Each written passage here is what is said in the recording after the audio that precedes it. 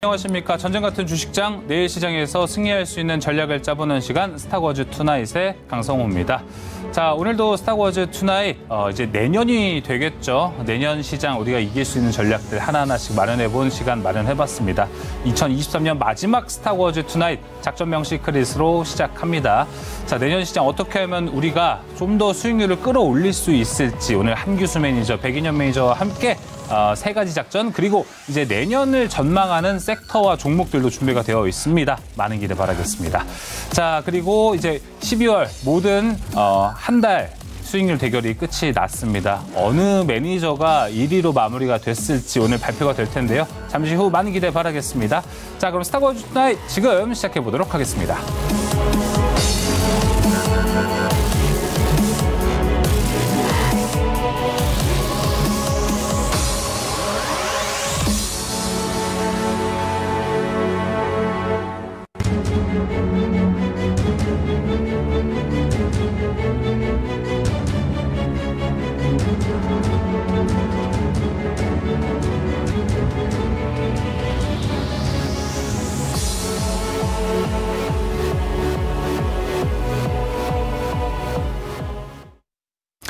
네, 2023년 마지막 작전명 시크릿 시작해 보도록 하겠습니다. 함께 매니저부터 소개해드리죠. MBN골드 한규수 매니저, 백인현 매니저 나왔습니다. 매니저님들 안녕하십니까? 안녕하세요. 반갑습니다. 매니저님들 2023년 시장이 모두 끝이 났습니다. 오늘 정말 기분 좋게 상승하면서 마무리가 됐고 올 한 해 좀 어떻게 보셨는지 어떻게 감회 뭐 이런 것 좀 얘기 들어보면 좋을 것 같습니다. 오늘 올해춘 시장 어땠습니까, 한규수 매니저님? 올해 힘들었죠. 올해 힘들었고 올해 이제 상반기에 제가 이제 뭐 2차전지 쪽을 중심으로 해서 좀 집중을 했기 때문에 그때 좀 수익을 좀 많이 냈던 그 기억은 좀 남아 있고요. 그리고 시장이 그 이후에 이제 뭐 10월 달까지 조정을 받으면서 많이 힘들었던 그런 장세였는데 다행스럽게도 시장이 지금 계속 올랐고 오늘 지수가 이제 연중 최고가, 올해 이제 신고가를 기록하면서 오늘 장이 마감이 돼서 이 정도의 흐름이면은 내년 증시 한번 기대해봐도 되지 않을까. 그러니까 이 정도의 강세장으로 마감이 되게 되면 이거는 전형적인 강세장의 흐름이다라고 보고 있습니다. 그래서 펀더멘탈 분석이라든가 내지는 차트 분석이라든가 수급 분석이라든가 이런 것들을 보게 되면 전형적인 어떤 강세장인 것으로 일단 보고 있어서 올해 한 해는 조금 힘들게 장이 마감이 됐습니다만 그나마 희망을 보고 한 해가 마감이 된 것으로 생각이 되고 있어서 좀 뿌듯하고 내년에는 이런 희망이 좀 더 이어지면서 정말 우리가 기대했던 그런 강세장이 한번 나오면서 자, 우리 시청자 여러분들이 많은 수익을 내는 그런 새해가 됐으면 하는 바람 한번 가져볼 수 있을 것 같습니다. 알겠습니다. 전형적인 강세장. 진짜 내년이 상당히 기대가 많이 됩니다. 백인현 매니저님은 올해 어떠셨습니까? 또 스타워즈 투나잇 통해서 처음 뵙던 것도 기억이 나는데. 네, 오늘 제가 올해 4월 달에 스타워즈 투나잇에 이제 처음으로 인사를 드리고 전반적으로 이제 4월 달 이후에 뭐 2차 전지 관련 종목들을 좋았다가 그리고 5월 달부터는 반도체 섹터가 생각보다 굉장히 좋았습니다. 일단 올해 전반적인 흐름은 특정 섹터가 이제 시장의 전반적인 수급을 빨아들이면서 굉장히 높은 상승률을 보였다는 게 특징적이었는데요. 아마도 지금 이런 흐름이 내년까지 이어지지 않을까라고 생각을 하고 있습니다. 지금 올해 초에는 2차 전지였고 그리고 하반기에는 반도체였다면 개인적으로는 내년 상반기에는 내년 초에는 다시 한번 바이오가 이렇게 섹터 순환매가 돌면서 수급 유입이 굉장히 많이 되지 않을까라고 생각을 하고 있고 뭐 그 외에도 뭐 자동차 같은 종목들 같은 경우에도 전반적으로 실적이 굉장히 좋아지는 섹터이다 보니까 섹터별 순환매가 지속적으로 진행될 예정이고 여러분들도 만약에 투자를 하신다라면 특정 섹터 흐름을 잘 타가지고 매매만 하신다라면 내년에 굉장히 좋은 수익률을 거둘 수 있지 않을까라고 저는 보고 있습니다. 알겠습니다. 자, 긍정적인 내년. 자, 올해 일단 어떻게 마무리가 됐는지 우리 지수와 수급 그리고 상승 종목 수도 한번 확인해 보도록 하겠습니다. 자, 2023년 모두 시장이 끝났습니다. 코스피와 코스닥 양시장 모두 상승하며 마무리가 됐고요. 올해 그래도 코스피는 2655선에서 마무리가 됐습니다. 코스닥은 866선까지 올라간 모습이었고요. 자, 오늘 코스피와 코스닥 모두 하락한 종목 수보다 상승한 종목 수가 월등히 많은 날이었습니다. 코스피에서는 외국인과 기관의 쌍끌이 매수 1조 넘게 들어왔었고요. 코스닥에서는 외국인의 매수세가 그나마 강했습니다. 753억 원을 사들인 외국인이었습니다. 자, 이렇게 오늘 지수와 수급, 상승 종목수 모두 확인을 해봤습니다. 2023년 힘들었다면 힘들었던 장이고 그 지난 시간은 잊어버리고 과연 우리 2024년 어떤 전략을 잡아가야 될지 지금부터 하나하나씩 잡아가 보도록 하겠습니다. 첫 번째 작전 열어보겠습니다. 자, 셀트리온의 시너지부터 이야기를 풀어보겠습니다. 셀트리온 헬스케어를 흡수한 통합 셀트리온이 오늘 공식 출범했습니다. 이제 글로벌 빅파마로 도약한다는 강한 포부와 함께 오늘 셀트리온 주가도 좋았는데, 자, 이제 2022년 전고점인 20만 7천 원 선 고지를 바라보고 있는 현재 셀트리온의 주가입니다. 자, 한규수 매니저님, 네. 제약바이오 섹터 분위기가 상당히 지금 좋습니다. 그리고 셀트리온에 대한 기대감도 더 올라가지 않을까 싶습니다. 일단은 셀트리온뿐만 아니라 지금 삼성바이오로스라든가 대형 그 바이오 제약주들, 그러니까 실적이 좋아지고 있는 실적이 뒷받침되는 또 한미약품 같은 이런 종목군들도 모두 지금 동반해서 반등에 나서고 있기 때문에 바이오 제약주 전반에 걸친 흐름 자체는 많이 좋아지고 있다라고 보셔도 될 것 같습니다. 그동안은 뭐 이제 비만 치료제라든가 당뇨 치료제라든가 여러 가지 이제 이슈에 의해서 움직였었던 바이오 제약주들이 이제 셀트리온이라든가 삼성바이오로스 같은 어느 정도 펀더멘탈이 받쳐주고 실적에 받쳐주는 이런 대형주들로까지 매기가 확산되고 있는 모습이어서 앞으로 이들 대형 바이오 관련주들의 반등세가 좀 더 이어진다라고 한다면 바이오 제약주들의 시세가 다시 한번 연출될 수 있는 가능성이 좀 있지 않을까라는 그런 기대감은 가져볼 수는 있을 것 같습니다. 다만 네. 자, 문제는 이제 셀트리온과 삼성바이오로스 같은 이런 대형 바이오 제약주의 시세가 얼마만큼 강하게 지속적으로 이어질 수 있을 것인가라는 것에 대해서는 아직은 조금 더 지켜봐야 되지 않을까라는 생각이고요. 네. 개인적인 판단으로서는 셀트리온이 지금 현재 셀트리온 헬스케어를 이제 흡수 합병하면서 앞으로 그 시너지에 대한 기대감들이 클 겁니다. 그동안 뭐 업체들끼리 뭐 일감을 몰아주느니 뭐 분식회계를 하느니 여러 가지 불협화음이 있었습니다만 셀트리온 헬스케어를 흡수 합병하면서 자, 새로운 성장성 그리고 시너지에 대한 기대감이 커질 수 있는 그런 가능성이 높고요. 앞으로 셀트리온 제약까지 이제 흡수 합병이 이제 진행이 되게 되면 명실상부한 이제 셀트리온 혼자서 장기적인 어떤 성장 가치라든가 내지는 재무적인 흐름에 있어서 안정성이라든가 이런 것들이 많이 더 보강이 되고 강화되는 그런 어떤 효과를 가질 수 있겠고요.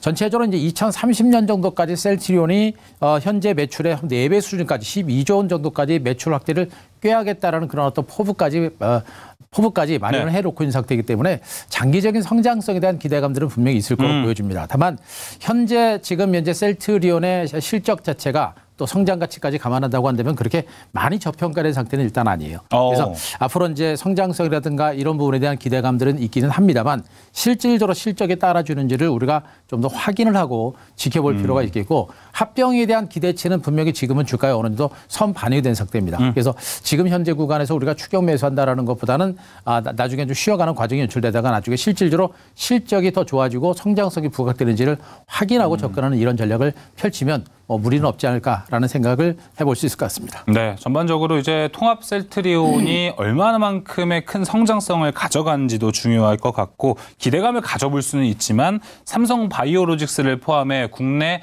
이 대형 빅파마 종목들은 또 강한 시세 분출에 관해서는 좀 우리가 여기는 기대하기는 좀 어렵다 이렇게 얘기를 해주셨습니다. 백인현 매니저님, 그러면 이제 셀트리온도 JP모건 헬스케어에 가고 무려 메인 트랙에서 발표를 하게 될 예정입니다. 네. 이벤트 전략으로 셀트리온 볼만한 게 좀 있을까요? 일단 사실 지금 셀트리온이 많이 오른 상태에서 네. JP모건 헬스케어 이슈로 추가적으로 오를지는 사실 조금 물음표입니다. 그렇죠. 일단 우리가 이제 과거에 우리가 반도체 투자를 할 때도 처음에는 DDR5 시작해서 그다음에 HBM 그다음에 온디바이스 AI, CXL, PIM, MPU 등등등 이렇게 새로운 키워드가 나오면서 관련 종목들이 많이 올랐거든요. 그러니까 지금 바이오 같은 경우에도 기존의 셀트리온이랑 그리고 의료 AI 관련 종목들이 최초에 이제 바이오 관련 종목들을 주도했고 최근에는 알테오젠이랑 레고캠 바이오도 많이 상승을 했지만 전반적으로 바이오도 이제 새로운 키워드별로 많이 주목을 해야 되지 않을까라고 키워드가 있을까요? 네, 일단 최근 예를 들어서 의료 AI도 있겠고요. 그리고 지금 최근에 레고캠 바이오 같은 경우에는 ADC 플랫폼이 많이 부각되고 그렇죠. 있죠. 항체와 약물을 접합한 항체 약물 접합체라고 해서 ADC 관련 종목들이 최근에 부각되고 있고 그다음에 NK맥스 같은 NK 세포 치료제라든지 최근에 상장한 큐로셀 같은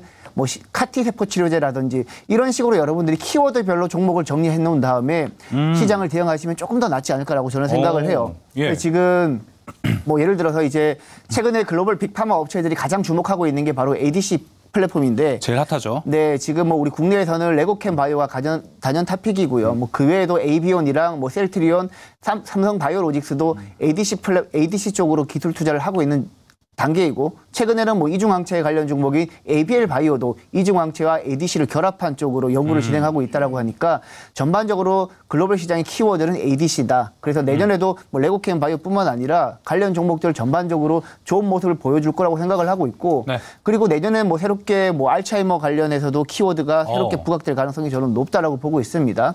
그러니까 여러분들도 이제는 바이오도 키워드별로 여러분들이 종목을 정리해가지고 투자하는 전략을 세워놓으신다면 예. 내년 초 다른 분들보다는 조금 더 스마트하게 투자를 할 수 있지 않을까라고 저는 보고 있습니다. 지금 상당히 좋은 얘기를 좀 해주신 것 같습니다. 우리가 반도체 얘기할 때는 막 이제 HBM 그리고 뭐 CXL 새로 나왔다, 그리고 이제 여러 가지 새로운 기술들이 나오면 거기에 대한 공부를 엄청나게 하잖아요. 근데 제약바이오도 지금 엄청 핫한 분위기에 있기 때문에 뭐 이제 ADC면 ADC, NK 세포 치료제면 NK, 카티면 카티 세포 치료제 이렇게 좀 분류를 해보는 것도 좋겠다. 그리고 공부를 해보자라고 백인현 매니저가 이야기를 해줬는데 이거 지금 공부하기가 되게 쉽지가 않거든요, 백인현 매니저님. 어렵습니다. 네이버 밴드에 준비되어 있으시죠? 연휴 기간에 제가 좀 준비를 해가지고 네이버 밴드에 올려놓도록 하겠습니다. 네. 많이 네이버 밴드 들어와 주시기 바랍니다. 네, 추가적으로 알츠하이머가 또 내년에 핫할 거라고도 예상을 해주셨으니까 네. 그 부분에 관한 것도 제가 좀 부탁을 해서 알겠습니다. 공부해 보도록 하겠습니다. 알겠습니다. 연휴 기간에 또 일거리가 생겼네요. 제가 숙제를 드렸네요. 네, 알겠습니다. 자, 그럼 이제 제약바이오 안에서 종목들도 한번 들어보도록 하겠습니다. 한교수 매니저님, 그래도 종목 있을까요, 여기?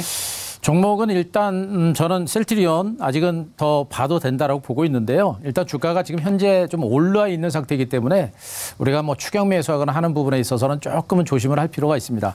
다만 지금 저는 셀트리온이라고 하는 종목이 굉장히 긴 시간 동안 시장에서 소외됐었고, 네. 그리고 이제 셀트리온 헬스케어와 합병에 따른 시너지 효과에 대한 기대감들이 분명히 부각이 될 수 있는 가능성이 굉장히 높습니다. 이런 상태고요. 여기다가 이제 셀트리온 제약까지 합병을 하게 되면 그 기대치는 더욱더 커질 가능성이 좀 높다고 보여져요. 그래서 중장기적으로 셀트리온에 대한 관심은 분명히 가질 필요는 있는데, 다만 지금 주가가 좀 많이 올랐습니다. 그래서 네. 뭐 중장기적으로 관심을 갖더라도 쫓아가는 매매보다는 나중에 충분하게 뭐 눌림이라든가 기간 조정이 나올 때 그 정도 선에서 한번 보실 필요가 있지 않을까라는 생각이어서 중장기적으로 셀트리온 주목을 하실 필요가 있을 것 같습니다. 네, 중장기적으로는 셀트리온, 그리고 지금 주가에서 들어가긴 조금 부담스러운 보니까 조정 시 또 매수 관점 잘 잡아보시면 좋을 것 같습니다. 이어서 백인현 매니저님 종목 들어볼까요? 저는 이제 바이오 쪽에서 삼성 바이오로직스 한번 보셨으면 좋겠습니다. 대형사들로 얘기하시는군요. 네, 지금 과거에 이제 삼성 바이오로직스가 처음에 상장될 때 셀트리온이랑 굉장히 많이 비교가 되었던 기업이거든요. 네. 지금 삼성 바이오로직스 시가총액이 51조 8천억 정도가 되는데, 개인적으로 우리 국내에서 바이오 기업 중에 시가총액 100조를 찍을 기업은 삼성 바이오로직스가 제일 빠르지 않을까라고 그렇죠. 생각을 하고 있습니다. 일단 삼성 바이오로직스 투자 포인트 잠깐 말씀을 드리자면, 지금 현재 제4공장 24만 리터 규모의 제4공장이 정상적으로 잘 가동되고 있고, 램프업도 굉장히 견조하게 이루어지고 있다라고 알고 있고요. 그리고 5공장 같은 경우에는 지금 올해 3월 달에 이제 착공한다라고 계획을 발표했었는데, 본격적인 가동 시점이 2025년 9월 달로 당초에 예정을 했었는데, 지금 2025년 4월 달로 한 5개월 정도 앞당긴다라고 합니다. 5공장 준공 시점이 앞당겨질 경우에는 추가적인 수주 기대감이 굉장히 높아지고 있다라는 측면에서 굉장히 긍정적이다라고 말씀을 드리고 있고, 그리고 이제 ADC가 최근에 가장 핫한 트렌드라고 그렇죠. 말씀을 드렸는데, 삼성 바이오로직스 같은 경우에는 최근에 이제 삼성 라이프 사이언스라는 펀드를 통해서 ADC 기술을 가지고 있는 기업에 현재 투자를 하고 있고요. 그리고 ADC 쪽으로도 이제 CDMO 준비를 하고 있기 때문에 전반적으로 삼성 바이오로직스가 그동안 셀트리온이 많이 오르면서 주목을 상대적으로 못 받았어요. 그리고 오늘 굉장히 한 4% 정도 강세를 보이면서 기관 외국인 수급이 들어왔기 때문에 추가적으로 이제 셀트리온의 뒤를 이을 바이오 대형주는 삼성 바이오로직스가 아닐까라고 생각을 합니다. 중장기적으로, 뭐 단기적으로는 퍼포먼스가 약할 수 있겠지만, 예. 중장기적으로는 바이오 쪽에서는 안정적으로 투자를 하신다면 삼성 바이오로직스가 가장 적합하다라고 저는 보고 있습니다. 네, 알겠습니다. 제약바이오에 대한 이야기를 나눠봤고요. 이제 한교수 매니저, 백인현 매니저 모두 대형사들을 위주로 얘기했습니다. 자, 그럼 첫 번째 작전 이제 여기서 마무리 한번 해보도록 하겠습니다. 두 번째 작전으로 넘어가 볼게요. 두 번째 작전입니다. 자, 원전 2024년에는 다시 달릴 수 있을까요? 자, 지금 많은 분들이 내년 유망 섹터를 찾는데 상당히 분주합니다. 기존 강한 섹터가 더 갈지, 그리고 쉬어갔던 섹터들이 이제 고개를 내밀지 좀 다양한 의견들이 상존을 하고 있는데요. 우선 오늘 한수원이 관심을 보이는 카자흐스탄 19조 원대의 신규 원전 사업이 윤곽이 좀 잡히고 있다는 소식이 있습니다. 백인현 매니저님, 내년 원전이 이제 좀 강력한 수주 모멘텀이 나올 거라고 보시나요? 일단 뭐 수준 모멘텀도 나올 거라고 보고 있고, 일단 내년 총선 전까지는 지금 정부가 원자력을 워낙 밀고 있으니까 그렇죠. 전반적으로 이제 원자력을 조금 더 집중적으로 어필을 하는 차원에서 조금 더 주력하지 않을까라고 생각을 하고 있고, 지금 실제 내년 1월 달에는 SMR 소형 원전 모듈이라고 하죠. 네. SMR 안전 규제 마련 정책을 내년 초에 또 발표할 예정이고 있고, 그리고 올해 연내 이제 11차 전력 수급 기본 계획을 발표한다라고 했는데 아직까지 발표가 안 나왔어요. 아마 연내라고 하니까 이제 내일 정도 발표하지 않을까라고 생각을 하고 있는데, 예. 일단 11차 전력 수급 기본 계획 지난번에 한번 언론 보도를 통해서 잠깐 나왔을 때에는 원자력 비중을 굉장히 높인다라고 지금 많이 알려져 있었거든요. 맞아요. 만약에 11차 전력 수급 기본 계획이 나오게 된다라면 원자력 관련 종목이 단기적으로 급등하지 않을까라고 저는 보고 있습니다. 제가 항상 여러분들에게 원자력 관련 종목 매매하실 때 말씀드렸던 게, 원자력 관련 종목은 원자력을 짓는 데 10년 정도가 소요되기 때문에 바로바로 매출이 반영되지는 않을 거다. 다만 지금 윤석열 정부에서는 계속해서 원자력 이슈가 나올 거기 때문에 윤석열 대통령이 해외 순방을 가면서 원자력 관련해서 이슈가 나올 때마다 급등할 때 매도하고 다시 조정을 보이면 저점에서 매수하라고 말씀을 드렸는데, 지금이 바로 저점에서 매수할 때가 아닌가라고 생각을 하고 있습니다. 예. 그래서 지금 11차 전력 수급 기본 계획이 발표되면 그때 단기적으로 반등을 할 때 여러분들이 매도를 하신다면 예. 조금 스마트하게 매매하실 수 있지 않을까라고 보고 있습니다. 일단 지금 매수 타점은 좀 얘기를 해주신 것 같은데, 추가적으로 제가 궁금한 거는, 그래서 원전 목표는 얼마나 잡는 게 좋아요?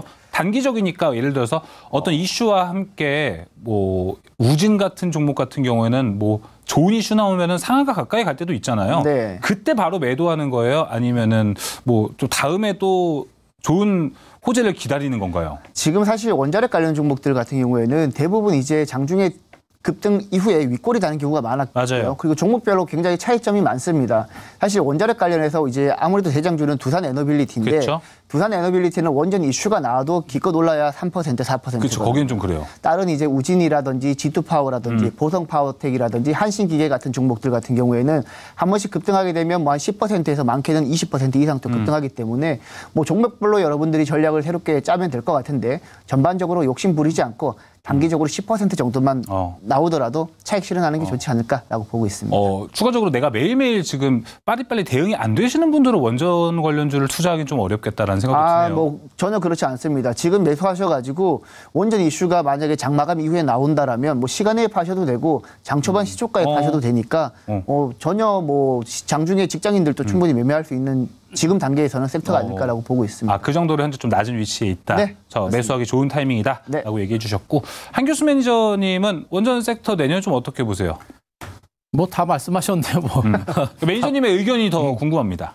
저는 일단 뭐 내년의 이슈, 그러니까 원전 이슈는 앞으로도 계속 나올 수밖에 없어요. 계속 나올 수밖에 없고, 이제 나라 차원에서 국가 차원에서도 전략적으로 밀고 있는 사업이기 때문에 계속해서 이제 그 모멘텀은 나올 수밖에 없는 이런 상태로 보시면 될 것 같은데, 다만 이제 이 원전주들은 아직까지는 그 과거처럼 어떤 강력한 실적 호전이라든가 이런 것들이 반영이 되면서 주가가 추세적으로 상승하기까지는 아직은 좀 시간이 좀 필요하지 않을까라는 그런 생각이어서, 저는 일단 원전주들은 제가 봐도 지금 현재 위치는 뭐 거의 대바닥권이고 바닥이 어느 정도 확인된 부분이기 때문에 길목을 잡으면서 모멘텀이 나오게 되면 단기 반등 가능성은 좀 있다고 보여집니다. 그래서 단기 차원에서는 접근 전략을 단행하셔도 될 거로 보고 있고, 끌고 가는 매매는 지금은 조금은 쉽지 않을 것이다. 이렇게 정리드리겠습니다. 종목 한번 들어볼까요, 한교수 매니저님? 저는 뭐 두산 에너빌리티입니다. 일단 원전하면 두산 에너빌리티 있고요. 일단 이 종목에 대해서는 지금도 외국인과 기관들이 장기적으로 계속해서 물량을 매집을 하고 있는 그런 과정이에요. 그러니까 원전 시장이 다시 한번 커지거나 또 원전과 관련된 모멘텀이 다시 부각이 되게 되면 두산 에너빌리티가 그 선두에 설 수 있는 그런 가능성이 있는 것으로 보여지고 있는데, 거기다 시장 자체가 조금씩 호전이 되고 있기 때문에, 호전되게 되면 반등할 수 있는 여력은 좀 있을 거로 보여집니다. 그래서 두산 엔얼비트는 지금 현재 구간에서는 저점인 것으로 보여지고 있고요. 시장 조금 좋아지게 되면 한두 차례 강한 반등세가 좀 더 나올 수 있는 가능성이 있어서 뭐 두산 에너빌리티 정도는 좀 보셔도 되지 않을까 싶습니다. 알겠습니다. 자, 두산 에너빌리티 대장주 들어봤고요. 백인현 매니저님 종목 들어볼까요? 저는 이제 관심 종목으로 우진 좀 보고 있습니다. 아무래도 이제 저 같은 경우에는 단기적으로 보는 편이다 보니까 최근에 원자력 이슈가 있을 때마다 단기적으로 상승폭이 좀 컸던 종목들 위주로 보고 있는데 그렇죠. 뭐 대표적으로 뭐 아까 말씀드렸듯이 우진이랑 보성파워텍이랑 뭐 G2파워라든지 한신기계 등이 대표적인 종목이 되겠죠. 일단 우진을 선택한 이유는 우진은 이제 국내 원전 핵심 계측기 공급 업체인데 거의 독점적으로 우리나라에서 하고 있다라고 보시면 되고 그리고 앞서 말씀해 주신 두산 에너빌리티와 100% 전문화 품목 계약을 체결했기 때문에 함께 두산 에너빌리티와 함께 성장할 수 있는 종목이라고 보시면 되겠습니다. 뭐 그 외에도 최근에 신한울 3, 4호기가 재개되면 뭐 건설이 재개되면서 전반적으로 고정 매출이 확대되는 그런 효과를 볼 수 있기 때문에 우진 같은 경우 여러분들 지금 뭐 차트도 괜찮은 상태이기 때문에 네. 편하게 접근하셔도 되지 않을까라고 보고 있습니다. 네, 원전 두산 에너빌리티와 우진 두 종목 들어봤습니다. 이어서 세 번째 작전으로 넘어가 보도록 하겠습니다. 자, 러시아, 우크라이나 다시 감지되는 휴전 분위기에 대한 이야기입니다. 우크라이나, 러시아 전쟁이 지속된 지 벌써 2년이 다 되어가고 있습니다. 글로벌 인플레이션에 아주 큰 기인이 된 사건이었는데 최근 종전에 대한 이야기가, 휴전에 대한 이야기가 나오고 있습니다. 한교수 매니저님, 네. 우리가 사실 이 휴전, 종전 이야기를 정말 2년 동안 많이 했었거든요. 근데 이제 종전이 된다면 우리 증시에 큰 힘이 될까? 라는 의문점은 좀 들어요. 뭔가 시장이 이제 러시아 우크라이나 전쟁과는 좀 무관해진 느낌이 들기 때문인 것 그렇죠. 같아요. 일단 그 우크라이나 전쟁이 만약에 이제 종전으로 가게 되면 이것이 네. 뭐 증시 전체적으로 미치는 영향 자체는 제가 보기엔 그렇게 크지 않을 겁니다. 그래서 뭐 그렇게 이제 시장하고 연결해서 우리가 볼 건 아니고요. 다만 이제 우크라이나 전쟁이 끝나게 되면 우크라이나 재건 사업에 대한 기대치가 상당히 커질 수가 있기 때문에 하나의 이슈와 테마성 종목으로 움직일 가능성이 높지만 그 시장 규모가 큽니다. 아시다시피 우크라이나 재건 시장 규모가 무려 1,200조가 넘을 거라는 그런 시장 전망치가 나와 있기 때문에 그 시장 규모가 워낙에 커서 만약에 종전이 진행이 되게 되면 그와 관련된 종목군들의 수혜의 폭이 상대적으로 크게 나올 수 있는 가능성이 굉장히 높아요.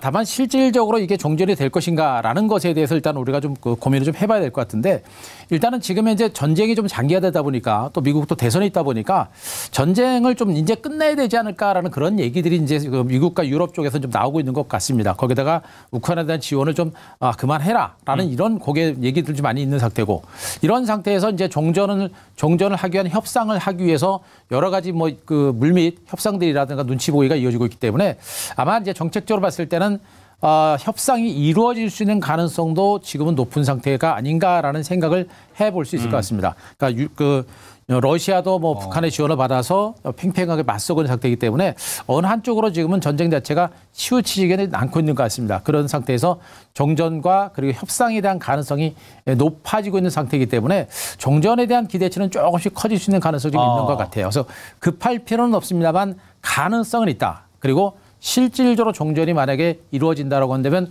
우크라이나 재건 사업이 상당히 강도 높게 부각이 될 수 있는 가능성이 높아서 시장 분위기 좋아지긴 했습니다만 우크라이나 시장 규모, 재건 시장 규모가 무려 1,200조이기 때문에 그 기대감에 의한 주가의 반등세는 상당히 크게 나올 겁니다. 그래서 등치 큰 대형주들도 있겠습니다만 중소형주들, 최근에 뭐 이제 우크라이나 재건 관련해서 움직였었던 종목들 뭐 모듈러 주택이라든가 통신이라든가 뭐 지뢰제거라든가 여러 가지 섹터들이 있을 겁니다. 그런 종목군들이 짧은 시간 안에 강하게 움직일 가능성이 있기 때문에 우크라이나 재건 관련주에 대한 관심은 그래도 가질 필요는 있다. 이렇게 좀 분석을 드리겠습니다. 알겠습니다. 이건 좀 오랜만에 우리가 우크라이나 재건이라는 테마를 그렇죠. 되게 오랜만에 듣게 된 것 같아요. 하반기에 보면은 한 번도 이슈가 안 됐던 걸로 제가 기억을 하고요. 방송에서도 소재로 뽑은 적도 없을 정도인데 네. 지금 이 상황에서 종전의 분위기가 좀 나온다면 러시아 우크라이나 재건주가 내년에 다시 한번 또 올라갈 가능성 우리가 볼 수 있을 것 같습니다. 그렇다면 백인현 매니저님은 저는 이 반면에 방산 섹터들이 좀 펀더멘털이 많이 흔들리지 않을까라는 우려감은 좀 드네요. 네, 충분히 그럴 가능성은 있습니다. 지금 사실 이제 개인적으로도 최근에 여러분들 잘 아시겠지만 뭐 러시아 우크라이나 전쟁 이슈가 언론 보도를 통해서 잘 노출된 적이 없죠. 그리고 이스라엘이랑 하마스 전쟁 같은 경우에도 언론 보도를 통해서 노출되는 빈도가 굉장히 많이 줄었다라고 보시면 될 것 같습니다. 그래서 지금 전반적으로 분위기 자체는 방산업체들에게 안 좋은 분위기로 흘러가고 있고요. 물론 이제 역대급으로 올해 수주를 많이 한 건 맞습니다. 하지만 뭐 러시아랑 우크라이나랑 그리고 이스라엘이랑 하마스 같은 경우에도 종전 분위기가 흘러가고 있기 때문에 그쵸. 방산주 같은 경우에는 여러분들이 수주 규모가 워낙 많고 내년에 실적도 좋을 거라고 예상은 되지만 적극적으로 투자하기는 조금 부담스러운 구간이긴 하고요. 그리고 최근에 이제 폴란드가 정권이 바뀌면서 기존 정부가 계약했던 걸 전면 재검토한다라고 했거든요. 뭐 우리나라 업체들 같은 경우 개인적으로는 우리나라 방산 업체를 대체할 만한 가성비 좋은 국가가 없다라고 보고 있기 때문에 여전히 이제 우리나라 계약은 유효할 거라고 보고 있지만 전반적인 투자 심리가 과거와는 같지는 않을 거다라는 측면에서 방산주 같은 경우에는 여러분들이 만약에 투자를 하고 계시다라면 저점에서 투자를 하고 계시다라면 조금은 조금 보수적으로 봐도 되지 않을까라고 보고 있습니다. 알겠습니다. 자, 그럼 여기에서 백인현 매니저님은 러시아 우크라이나도 이제 다시 감지되는 휴전 분위기 안에서는 관심 종목은 없다라고 얘기를 해주셨는데 한규수 매니저님은 여기서 우리가 좀 볼 종목 아까 말씀해 주셨던 삼부토건 강조해 주시나요? 네, 삼부토건이 좀 괜찮을 것 같아요. 왜 그러냐면 지금 우크라이나 재건 관련해서는 뭐 여러 가지 기대감에 의해서 여러 가지 뭐 굴착기 업체라든가 많은 토목 업체라든가 업체들이 뭐 그동안 얘기가 나올 때마다 시세가 났었습니다만 실질적으로 우크라이나 정부와 함께 양해각서를 체결하면서 우크라이나 재건 사업에 직접적으로 뛰어드는 종목 업체들이 시세가 많이 났었죠. 그게 바로 이제 삼부토건이라는 종목입니다. 지난번에 1,000원대에서 5,500원까지 갔던 종목이에요. 현재 주가는 2,300원까지 많이 떨어졌는데 삼부토건 같은 종목들이 이제 우크라이나 재건 시장과 관련해서 재건 사업과 관련된 포괄적 그 MOU를 작성했던 체결했던 그런 업체라고 보시면 되겠죠. 그런 것들이 이제 종전이 되게 되면 그런 것들이 현실화될 수 있는 그런 가능성이 높을 겁니다. 그래서 삼부토건 같은 이런 종목군들이 종전 가능성이 부각이 되게 되면 부각될 수 있는 가능성이 있는 그런 대표적인 종목이 될 수 있으니까 삼부토건 정도 보셔도 될 것 같고요. 뭐 이것 말고도 뭐 원전주라든가 뭐 지뢰제거라든가 토목 관련주들 그리고 이제 굴착기 관련주들 이런 종목들이 모두가 수혜주가 될 수 있다는 것도 참고하시면 되겠습니다. 알겠습니다. 세 번째 작전도 마무리를 한번 지어보도록 할게요. 네 번째 작전 가볼 텐데요. 네 번째 작전은 우리가 2024년 유망 섹터와 종목 듣는 시간 마련해봤습니다. 바로 넘어가시죠.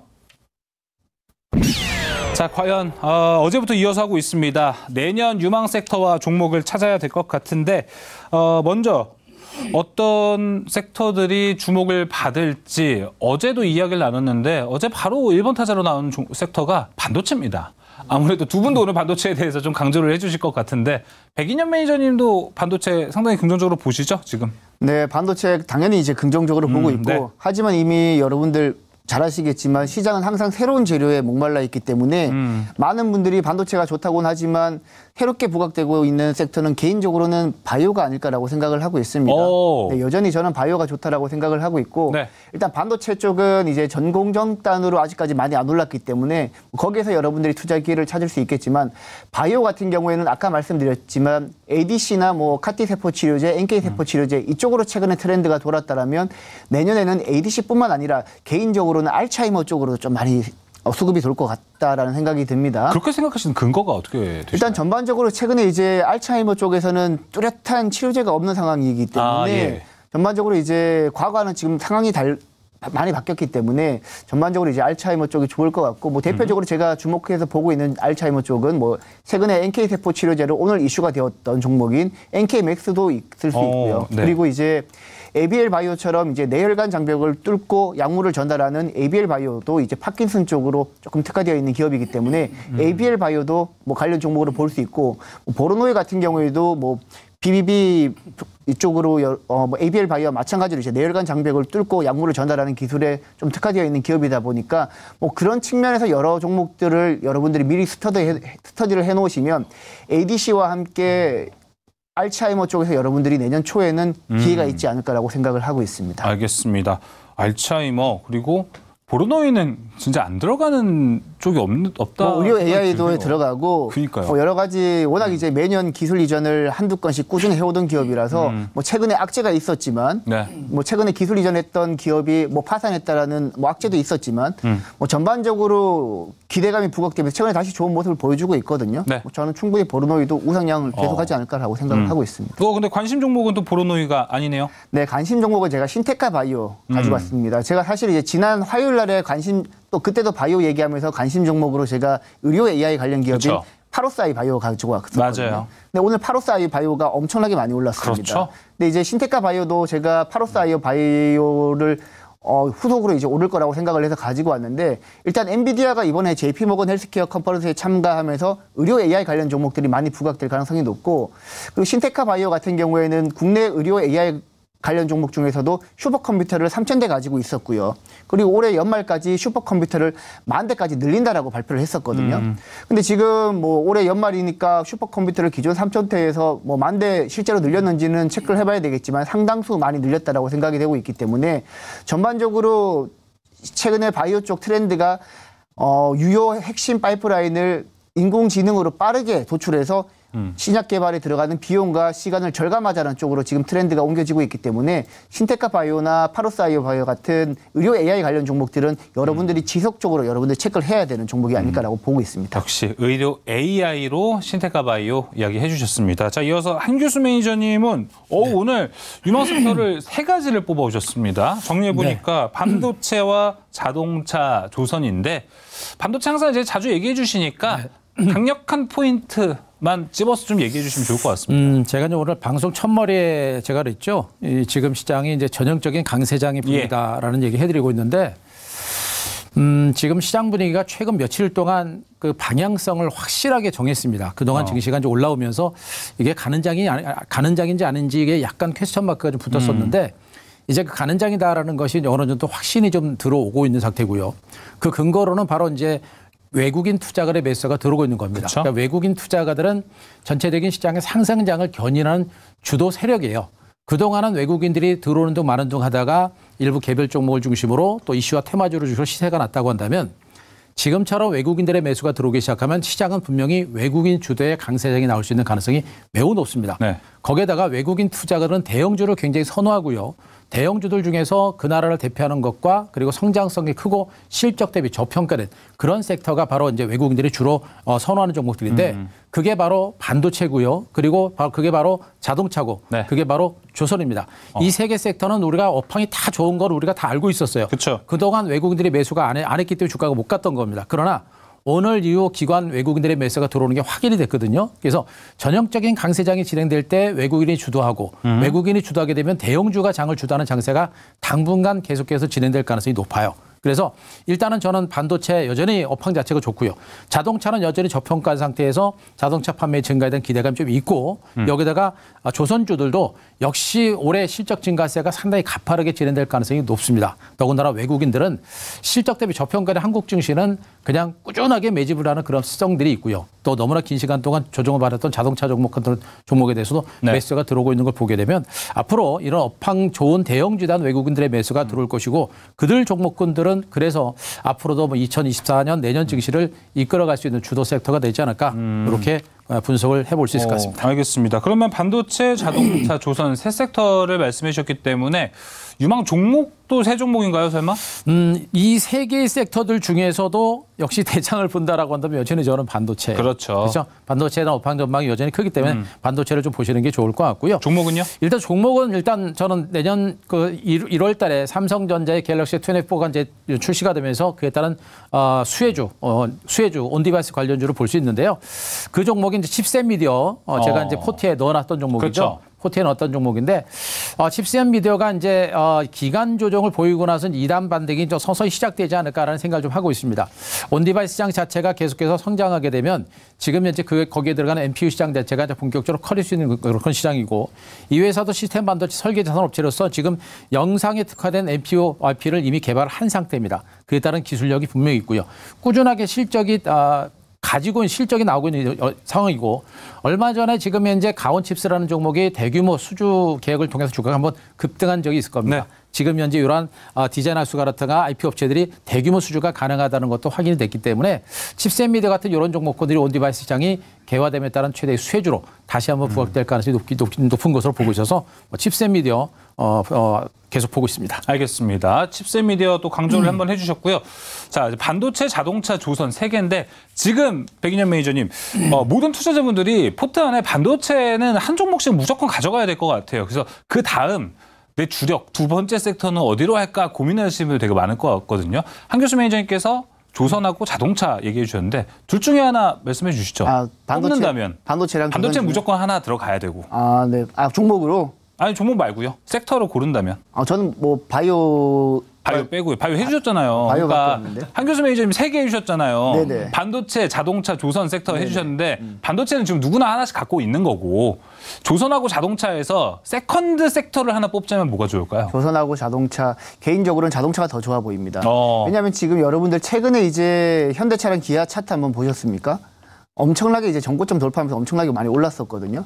조용히 올라가요. 네, 이제 자동차 부품주 같은 경우에는 현대차랑 기아의 현저하게 못 미치게 상승폭이 굉장히 적었습니다. 그런데 실적만 뜯어놓고 본다라면 우리나라 국내 자동차 부품 업체들의 밸류체인은 거의 다 현대차 그룹향이 거의 뭐 90% 이상이기 때문에 뭐 현대차랑 기아만 가리라는 법은 없다라고 보고 있습니다. 어느 정도 부품사들이랑 힘 맞추기가 진행되어야 되고 뭐 제가 항상 말씀드렸던 뭐 아신산업이라든지 서현이하라든지 뭐 명신산업이라든지 전반적으로 바닥에서 계속해서 올라오고 있는 모습이기 때문에 만약에 다시 한번 자동차 관련 종목들이 다시 한번 조정을 받는다라면 어느 정도 손절가를 적절하게 지정을 한 다음에 자동차 부품주로 접근을 하신다라면 좀 무난하게 안정적으로 투자를 할 수도 있지 않을까라고 생각을 합니다. 그렇죠. 오늘 또 시장에서도 시세가 나왔기 때문에 맞습니다. 자동차에 대한 기대감 상당히 커질 것 같습니다.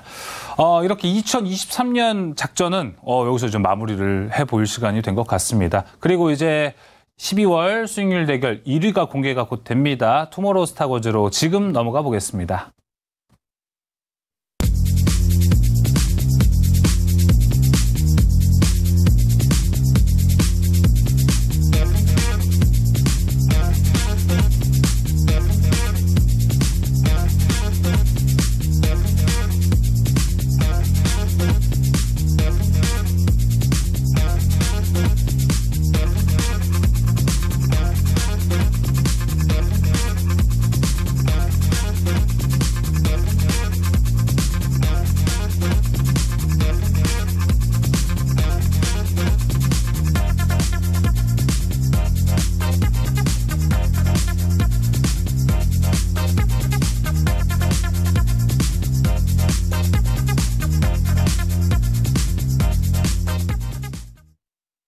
네, 투모로우 스타워즈 넘어왔습니다. 수익률 대결 룰부터 한번 확인해 보시죠. MBN골드 4인 매니저들의 수익률 대결이 펼쳐집니다. 출연 당일 한 종목씩 편입할 수 있고요. 수익률은 매일 종가 기준으로 합산됩니다. 방송 다음 날 거래일 지정가로 편입되고요. 목표가 터치 시 가격 전략 재설정 가능합니다. 손절가, 익절가 터치 시 포트 제외되고요. 매도는 언제든 가능하고 방송 다음 날 시초가로 매도됩니다. 월사회 자유 편입 찬스 전화 연결로 가능합니다. 이어서 12월 최종 순위 한번 볼까요? 역시나 한교수 매니저가 몇 달 연속인가요? 지금 거의 4달 연속 1위를 하고 있는 거라고 봐야 되나요? 이번에도 1위를 한 한교수 매니저입니다. 72.92% 수익 기록했고요. 2위 치열하게 따라갔지만 좀 아쉽습니다. 정종택 매니저 59.16%, 3위 백인현 매니저가 올라왔습니다. 이어서 종목별 순위도 살펴보도록 하겠습니다.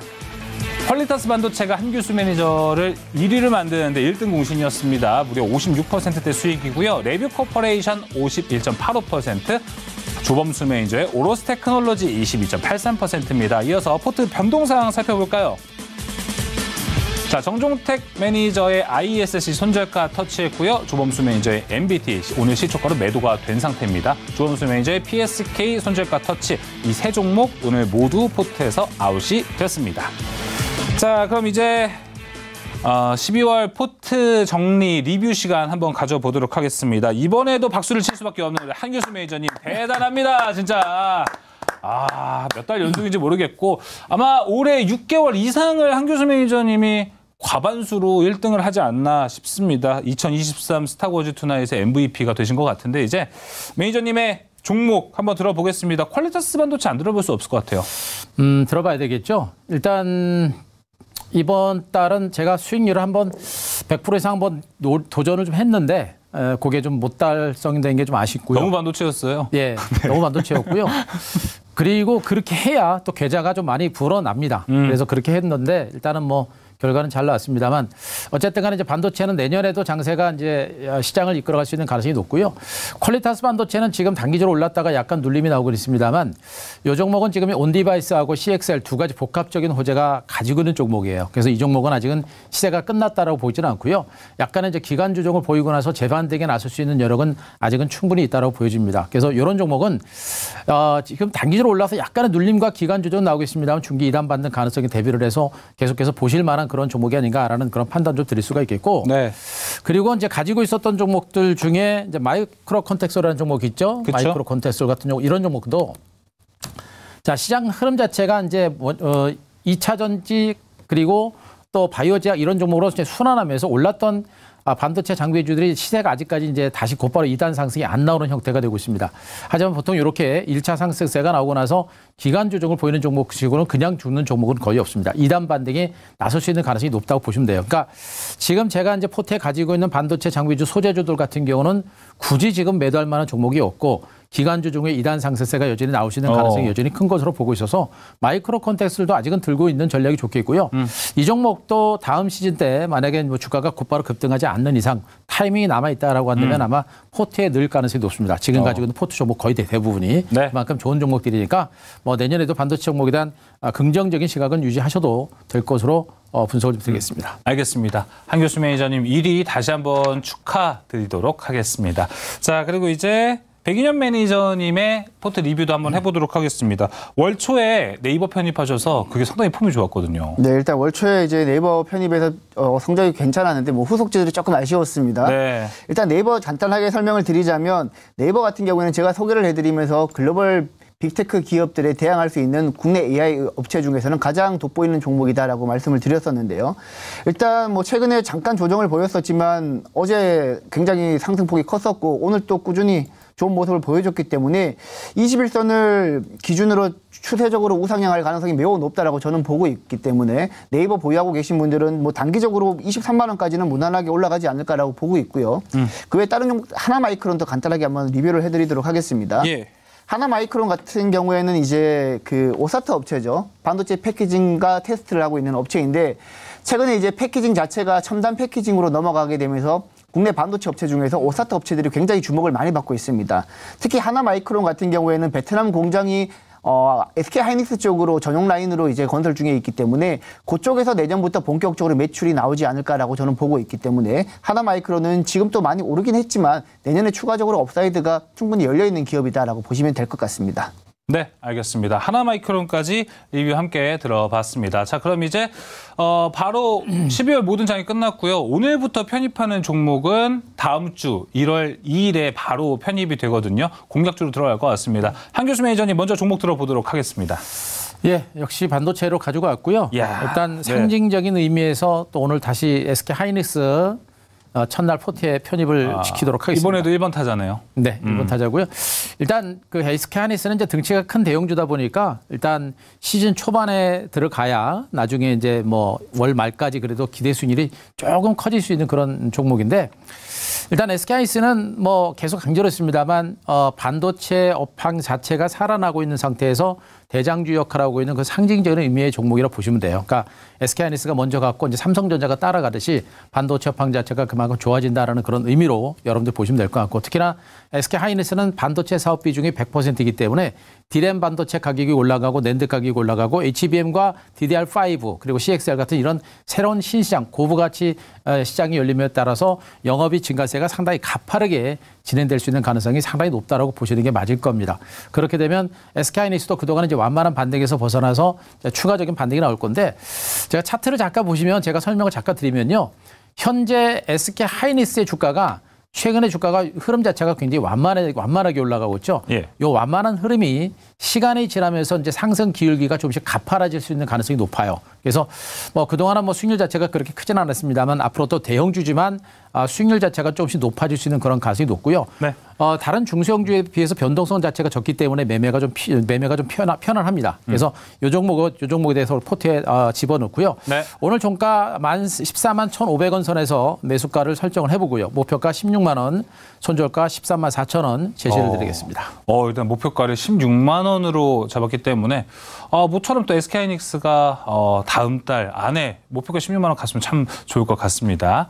자, 첫 종목 SK하이닉스 손절가는 13만 4천 원입니다. 자, 이어서 백인현 매니저님, 이번 달, 다음 달이 되는 거죠. 내년 첫 종목 어떤 종목입니까? 레이크 머티리얼즈 가지고 왔습니다. 제가 지난 화요일 날에 한번 소개를 해드렸던 종목인데요. 다 지금 포트 내에 있는 종목들을 갖고 오시네요. 네, 그만큼 좋은 종목이라고 보시면 될 것 같고, 일단 레이크 머티리얼즈의 투자 포인트는 크게 세 가지가 있습니다. 먼저 이제 첫 번째로는 하이케이 전구체 쪽인데, 우리 국내에서 하이케이 전구체 대표적인 종목은 뭐 DNF라든지 레이크 머티리얼즈가 있고, 왜냐하면 이제 기존에 이제 반도체를 증착하는 과정에서는 SiO2라고 해가지고 이산화 규소를 이용해서 절연막을 형성하면서 증착을 했었는데, 이 반도체가 미세화가 되면서 절연막 두께가 굉장히 얇아지게 되었습니다.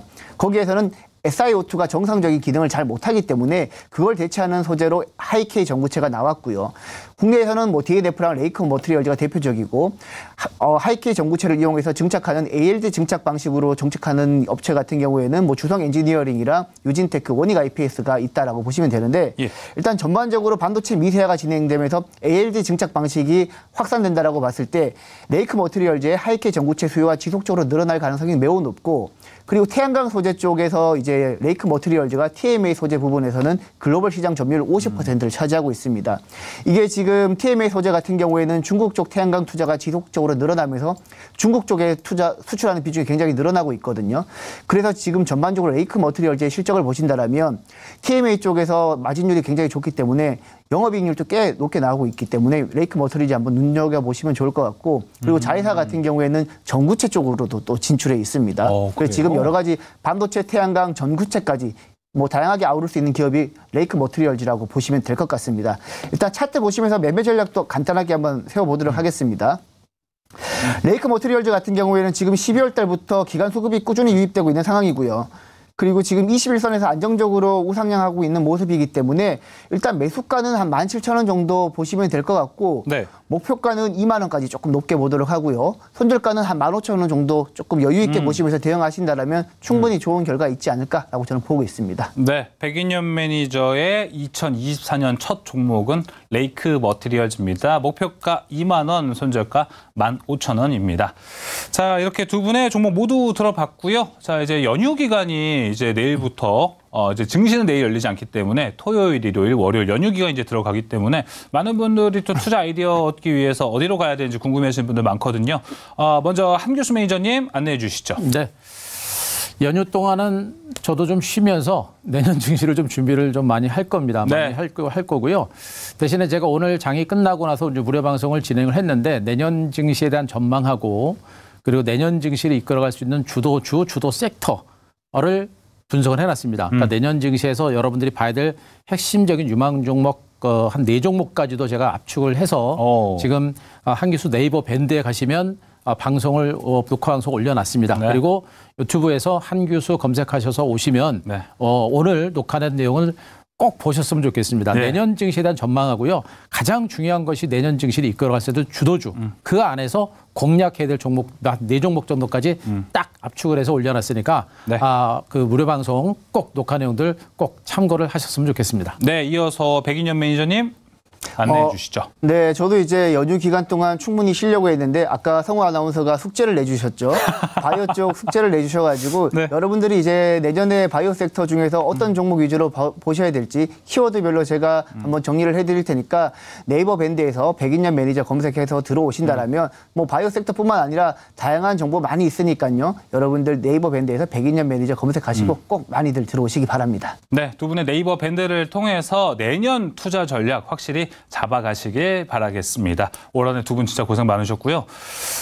저도 오늘 시청자 여러분들께 좀 드릴 말씀이 있습니다. 오늘로써 제가 오늘 스타워즈 투나잇을 마무리 짓고 다음 달 이제 내년부터 일발장전의 MC 아나운서로 좀 진행을 하게 됐습니다. 첫 진행 자리에 맡은 자리여서 부족한 모습도 진짜 많이 보여드렸었는데 이쁘게 많이 봐주셔서 정말 감사드리고 시청자 여러분들 새해 복 많이 받으시고 저도 더 나은 아나운서가 돼서 또 이 자리에서 뵙도록 하겠습니다. 여러분 새해 복 많이 받으시길 바랍니다. 스타워즈 투나잇 2023년 여러분 감사드립니다.